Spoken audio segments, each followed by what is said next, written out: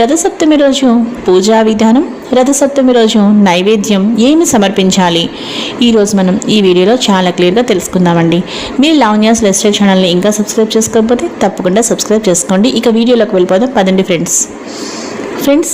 ముందుగా నైవేద్యం కోసం మనం ఈ విధంగా ఒక ప్లేట్లో బియ్యం తీసుకొని ఆ బియ్యంని ఈ విధంగా ఆవు నెయ్యితోటి కలుపుకోవాలండి. బియ్యం మాత్రం కడగకూడదు.